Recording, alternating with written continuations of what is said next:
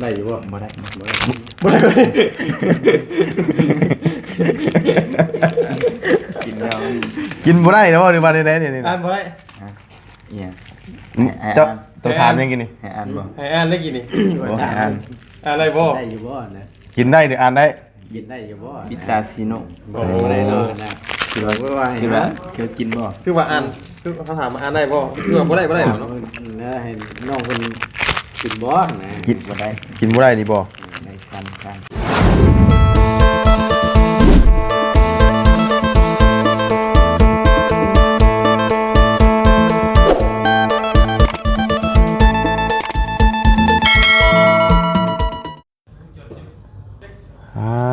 โตพี่น้องกันเนาะตื่นเช้ามา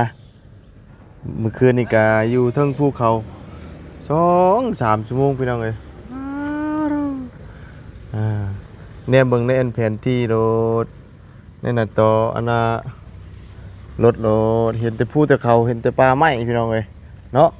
จนว่ากั้นใจ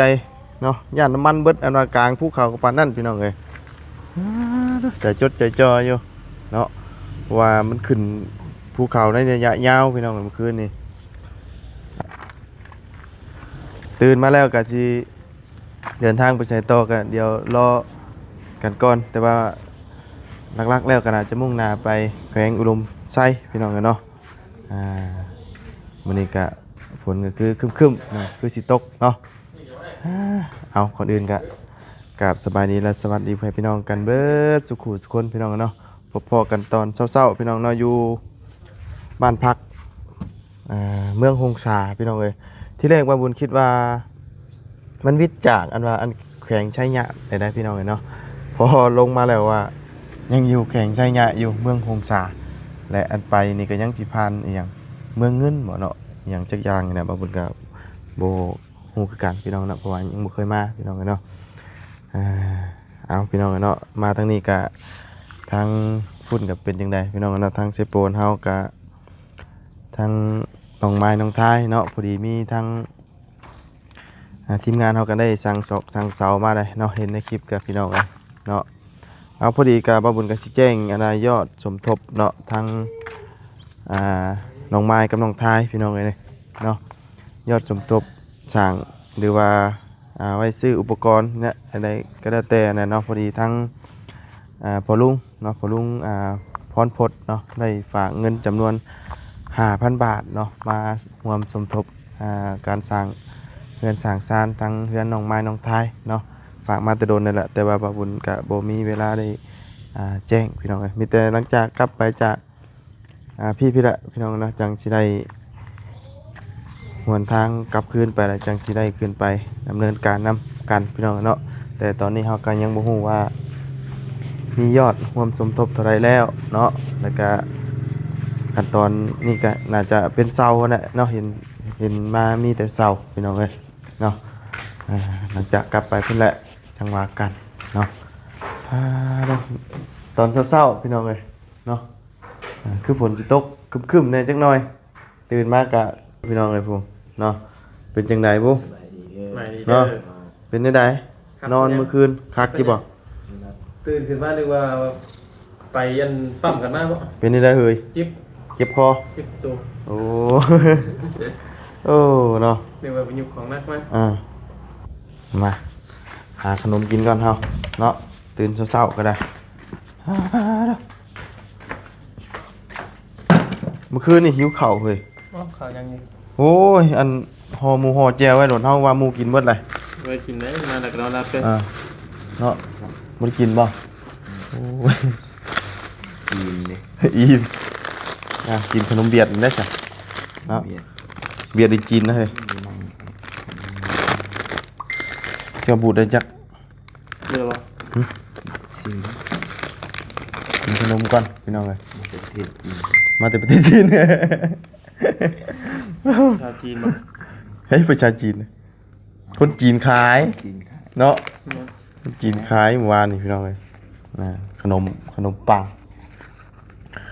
ปังเป้ยเฮ้ยมีนะ เป้ยเฮ้ย เอาขนมปังเป้ยเฮ้ยอย่างจักอย่างนี่แหละเห็นติดป้ายอยู่ ขนมจีนก็อร่อยเหมือนกันนะเนี่ยใช่บิวเป็นได้ให้หมูคูนอนรับเขากินบ่ เป็นยัง ขับอยู่ รับคักอยู่เยอะเป็นระเบิดลอยเอาหูโตคืนทำบ่มีการต่อสู้เว้ย ยอมไป ยอมแพ้โอ้ยรับเด้รับหรือว่าวะใส่เพิ่นรับได้วันนี้ยินดอกวะ เปล่าก็เมื่อยเว้ยไปวันนอนบอกเขาจับมันรับอยู่เวลาเขาชวดเมื่อยนะ แจ็ครับอยู่เฮาแต่ว่าเฮามา เวลาเขาชวดเมื่อยแล้วมันบ่อยากรับเลยมันเป็นอะไร เฮามาตื่นตอน7:00 นแล้วก็รับอีกตื่นมาให้น้องเมฆอาบน้ำตกแกกอยู่เนาะ เก่า จับอันว่ามันเป็นหนาวทอดนะมันอยู่ในไก่หมูอยู่ไกลกันบ่ ไป คือกัน ที่กัน เข้าไปห้องน้ำบ่ บ่แล้วเข้าห้องน้ำมื้อเช้านี่ เย็นบ่ เย็นไม่ใช่ตำประตู เอามันต่ำบ่ มันต่ำ คือกันคือกัน โอ้ยยังอันนี้วะมัน ประตูแมนหก ประตูเม็ดอกจิ๊บ แม่ห้องน้ำมันต่ำนี่โอ้ย นี่นะเข้าไปตับเมี่ยงนี่เบิ่งมันต่ำปุดอยู่ โอ้ยเนาะบ่ได้เบิ่งเน้นมืดเด้บ่ได้เปิดไฟเด้ตอนคืนวันตอนก่อนอาบน้ำนั้นเข้าบ่ได้ต่ำแต่มื้อเช้านี่มันต่ำบ่ประตูบ่ดีจำมันมาป้องเลยพี่น้องเอ้ย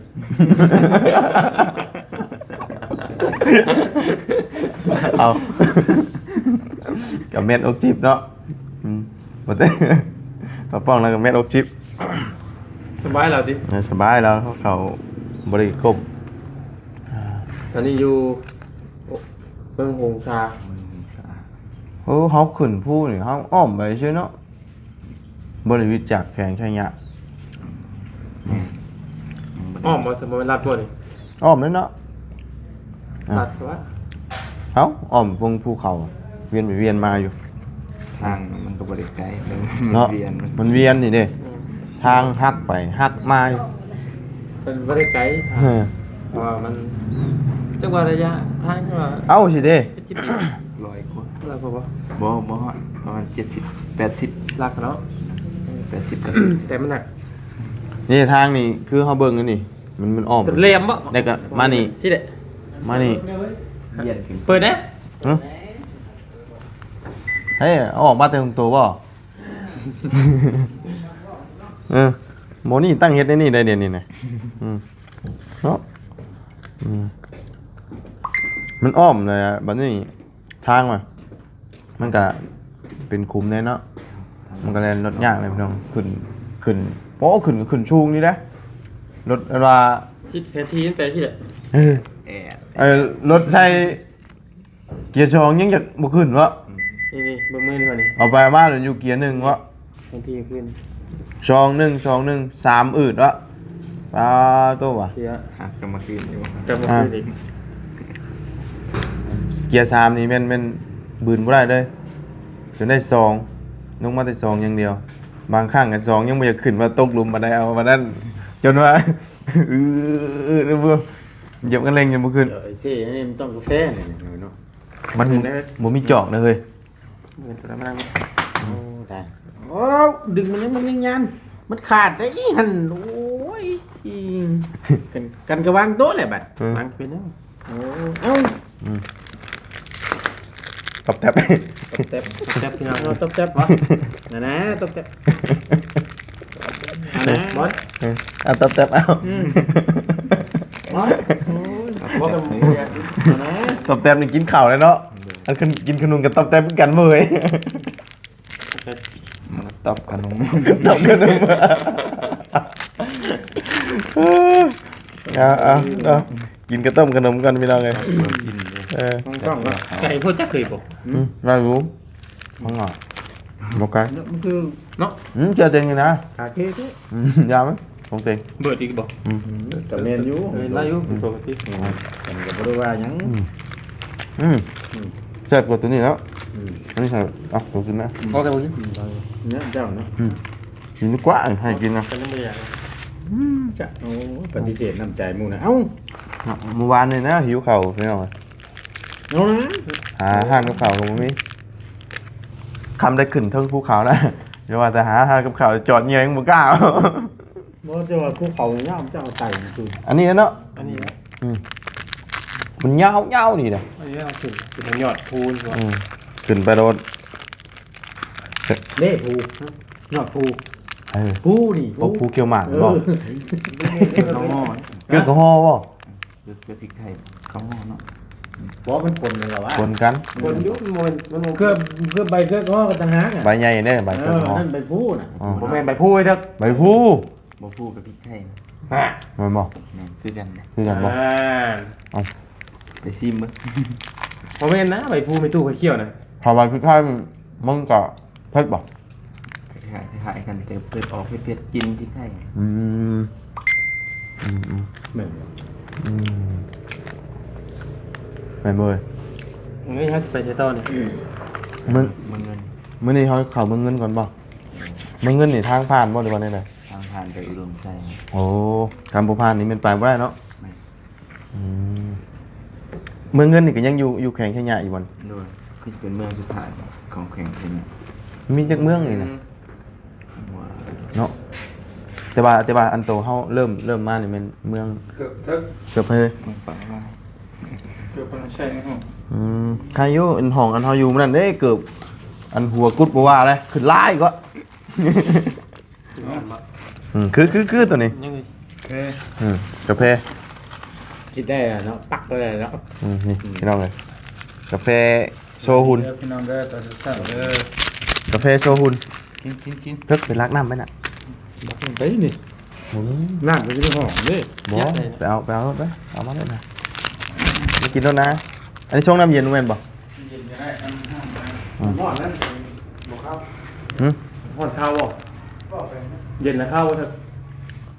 บ่อันนี้ก็ได้อยู่บ่ ขอน้ำหน่อยเด้อ โดยเอารถ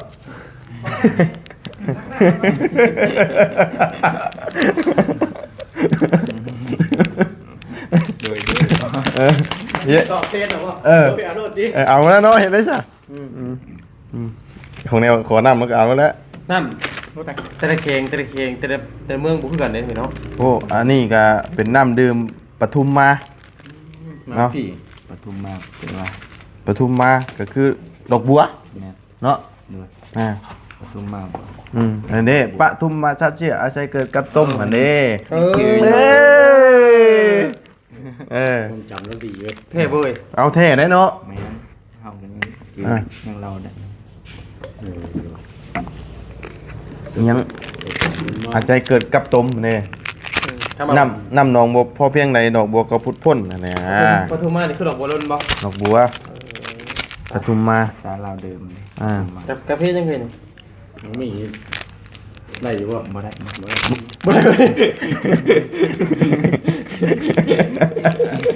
กินแล้ว กินบ่ได้เนาะหรือว่าได้นี่ อ่านบ่ได้ เนี่ย เจ้าตัวทานยังกินนี่ ให้อ่านบ่ ให้อ่านได้กี่นี่ บ่ให้อ่าน อ่านอะไรบ่ ได้อยู่บ่นะ กินได้หรืออ่านได้ ยินได้อยู่บ่ พิตาซิโน บ่ได้เนาะนะคือว่าว่า คือว่าเกี่ยวกินบ่ คือว่าอ่านคือเขาถามมาอ่านได้บ่คือว่าบ่ได้เนาะ เนาะให้น้องคนกินบ่นะ กิน บ่ได้ กินบ่ได้ดีบ่ ได้สั้น ใจสั่นบ่ คือวันไว้ตลอด วันไว คือว่าจะร้อยซื้อกินถึงอย่างนะน้องนี่ กิ ดี น เด้กินแบบ แม่นคำว่าเฮากินบ่ได้มันก็ดีจ้ะ เฮานี่มันเกินคาดแล้วเฮาน่ะ มันแก่แล้วเนาะ แก่แล้ว กิน ครับ ไปเบิด กับเป็นปอบกับมันออกโพกเลยนะกิน โอ้ย ได้มื้อหนึงช่องชามปองยังว่าบ่ได้กินอยู่วะ ไม่หมอว่าเนาะ เนาะแมวเราก็เรื่องจริงนะ เด้คุณสอง กินเรียบร้อยกระทิ้งไปกอกวันจุ่มกินกาแฟบ่จุ่มเนาะเกิน 3ปองบ่สะเทือน จานปองบ่สะเทือนหน่อยขึ้นบ้างนะเนาะ นายรถมากูกินกาแฟบ่ตัวเนาะ ว่าเรากินอีโฟเลยเราไม่ได้กินกาแฟวะ มึงบ่สะเทือนด้วยดิ กินปั๊บลงไปชิวกูกินนะพอดี จมูกสึก จมูกชึกเลยว่ากินจ้ามใดนะ อันนี้เด้ น้ำหลอก ยังเลยมันคือเป็นก้อนในนี้มันคือบ่ลงว่ะ บัดบ่ได้กินนี่ก็เอาอยู่แล้วฮะเหงางอนแงนอีกแล้ว เอาเลย ใช่ก็มันได้กอกกันไปแล้วน่ะเนาะก็บาดนี่ น้ำลายพวก ใส่ น้ำลายบ่ ไทยเอากระเทียมเนาะ เฮ้ย น้ำ มัน หน่อยได้น้ำได้ น้ำลายกัน ชงกาแฟก่อนพี่น้องเอ้ย เบิดจองเลยบ่ แต่ว่ากาแฟตัวนี้นี่บ่แม่นกาแฟอันง่วงนอนเนาะเอ้ย กาแฟยังงงนะ เอ้าอย่ามากินเพื่อสุขภาพสิเนาะ เคยดูภาพนะ อืม เอาสรรพคุณน้ำมันออกมาใช่วะ เมื่อคืนอันนั้นก็ตอนลงเหวลงขึ้นกาวลงเหวเอาป้องมันจับอันนี่หอยอย่างเดียวได้เพิ่นนะ ปล่อยแล้วปล่อยยันเนาะ จับหอยอย่างเดียว เปิดเพื่อลงมา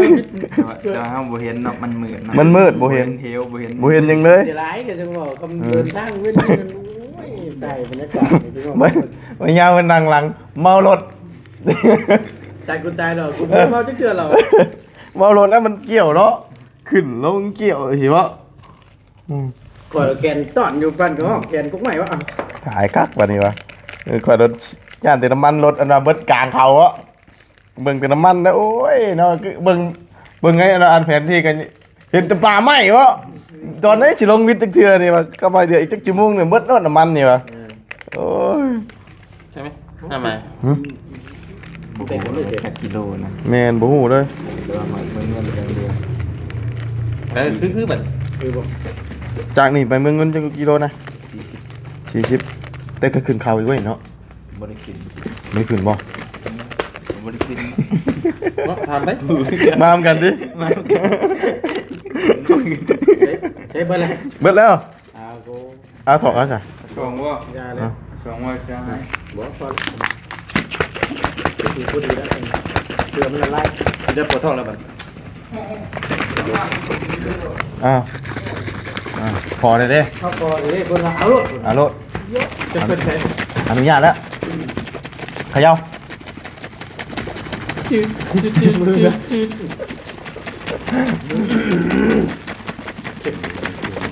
เฮ้ย เอาพยายามรับ มา นี่แหละ พี่น้องเลยกาแฟ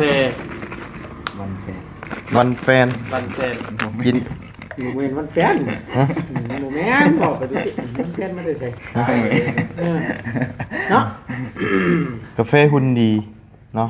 กินแล้วหุ่น เพื่อ ดี สุขภาพ เพื่อสุขภาพพี่น้องมันเป็นกินแล้วง่วงนอนอันนี้นะ ดีมีประโยชน์ เมื่อคุณดีได้ ฮะกินได้เป็นยังไง ออกสมๆหน่อยเนาะ ชมบ่ เอาทีมมันก่อนสิแกะอีกช่องน่ะ ออกสมๆไหมเถอะ บูดจะ กินรถอดเอาประเทศบ้านเจ้าบ่บูดอันนี้กันไม่สิ ส่วนส่งเราปูด ยำทรงตอนบูดดีนะ ได้อยู่คำว่านั่นเพิ่มคำว่านั่นน่ะ เป็นได้เลย ธรรมดา มันบ่ได้แซ่บคือเฮานั่นใดกาแฟก็กิน บอก นะ กาแฟ คมอยู่ป่ะ เอาสรรพคุณจากโตมันออกไปใช่วะบอกผมผม มันบ่ได้แซ่บคือหวานมันนี่คือกาแฟนุ่มได้ มันได้มีผลอย่างว่าใส่อีกอะไรนี่ป่ะ อันสิเป็นหยัง ใส่อีก บ่ได้ขมบ่ได้อย่างเลย ชิมมึงนะบ่ ยัง ชิมมึงก่อนรสชาติ ตัวกระจิ้มมึงกลัว บ่นะเต็งจะกินบัดเดียวแล้ว ไม่ได้แบบนู้สิได้ ช็อกได้เฮ้ย ช็อกเบย โอ้ มาชอบ อย่าจะใส่อีกได้จะชมอีกนี้มันของแห้งจะได้น่ะเดี๋ยวน็อก ของพี่มันแดง เฮ้ย มึงจะเล่นเลย นี่แหละเบิ้งมันเป็นตอนเนาะเฮ้ยมันหนดลงยาก เป็นใส่ช่องครึ่งเลยนะใส่ช่องนี่เป็นช่องครึ่งบาท ช่องครึ่ง ช่องครึ่งเนาะนักบาท อาเต็งให้โตซะ บ่แกะเลยดิบอก คน ดู ละ2 คนละ2ช่องครึ่งบัดนี่ โอ้แห่งนักบาทนี่ อ้าวซ้ำกัน 2คนละ2 มันจังบ่อัน น้ำมัน เอาเปรียบกัน เจ้าช่องเล่นช่องเยอะ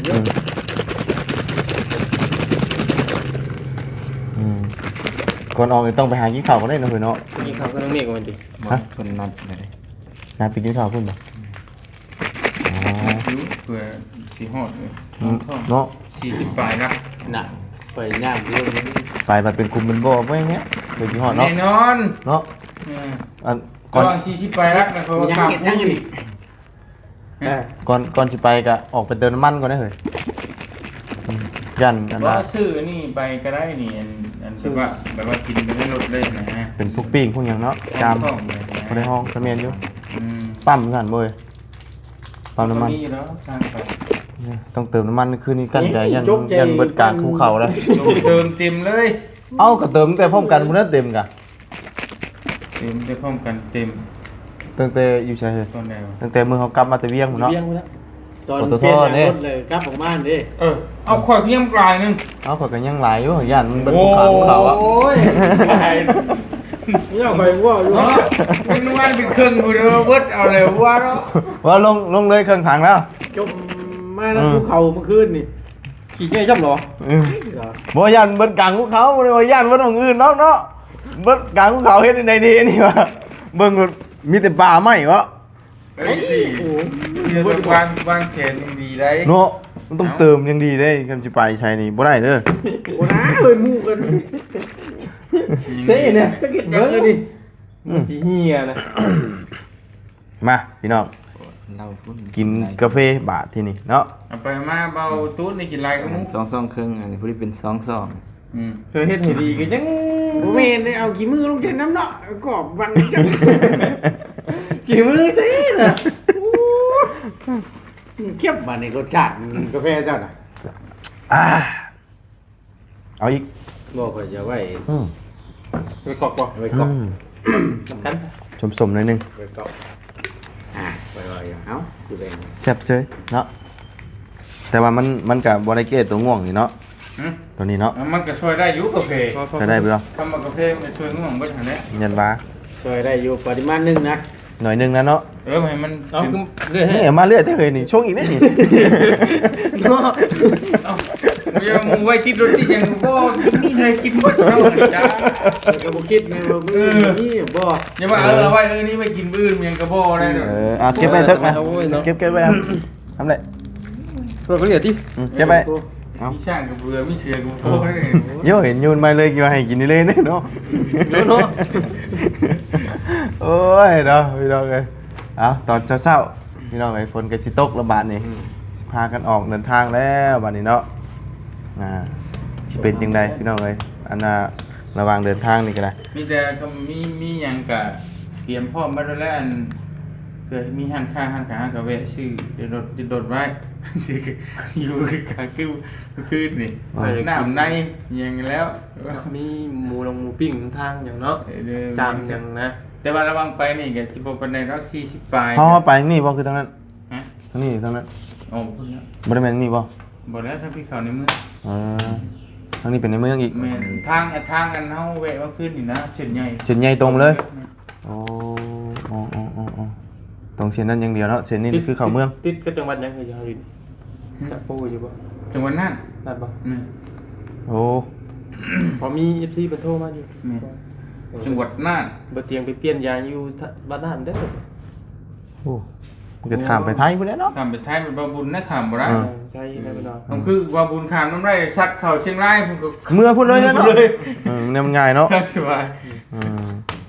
เอาเอกสารรถยังบ่ทันออกอยู่ยังบ่ได้ ไว้รอบหน้ารอบใน แม่น เอกสารนะติ